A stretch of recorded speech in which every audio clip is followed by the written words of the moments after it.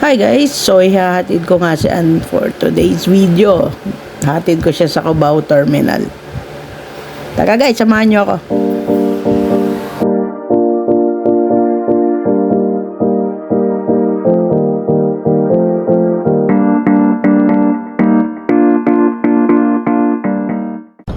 Hi guys, so nandito ako ngayon sa Cubao Terminal ng Raymond. So hatid ko lang si Ann dahil pauwi na siya ng Bicol.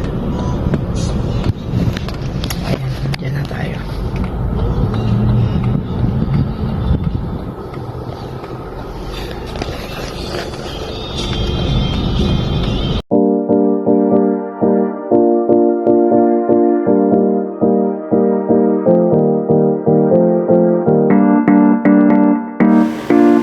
Ito, inabutan na nga ako ng traffic guys. Pauwi na ako nito.